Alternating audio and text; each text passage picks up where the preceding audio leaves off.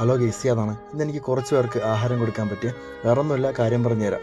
എൻ്റെ വീഡിയോസൊക്കെ കണ്ട് ഇഷ്ടപ്പെട്ടിട്ട് ഒരാൾ എൻ്റെ അടുത്ത് പറഞ്ഞു, കുഞ്ഞിൻ്റെ ബർത്ത്ഡേ ആണ്, ആർക്കെങ്കിലും ആഹാരം കൊടുക്കുമെന്ന് കേട്ട്.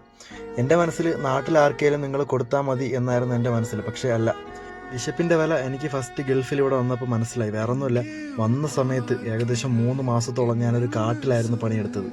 പുറം ലോകമായിട്ട് ഒരു ബന്ധമില്ലാത്ത ഒരു സ്ഥലം. വെളുപ്പിനെ 5 മണിക്ക് ഞാൻ പണിക്കിറങ്ങും, തിരിച്ച് കയറുന്നത് 4 മണി 5 മണിയാവും.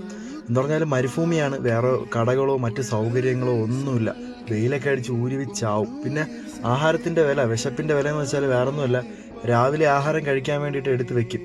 ഏകദേശം 9:30-10 മണിയാകുമ്പോൾ തന്നെ ആ ആഹാരം ചൂടടിച്ച് ചളിച്ചില്ലാതായി പോകും. പിന്നെ കഴിക്കാൻ കൊള്ളത്തില്ല. പിന്നെ വണ്ടിയിൽ നിന്നുള്ള വെള്ളവും അതുപോലെ തന്നെ ആഹാരങ്ങൾ ആരെങ്കിലുമൊക്കെ തരും.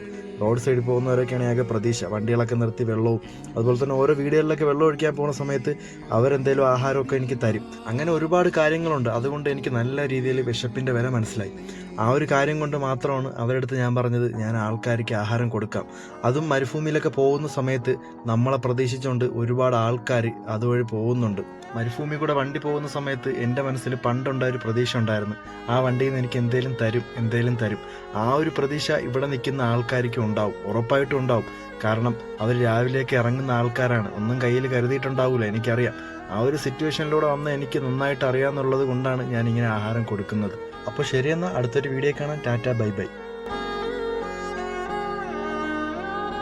നിഴൽ തരും ഇവൾ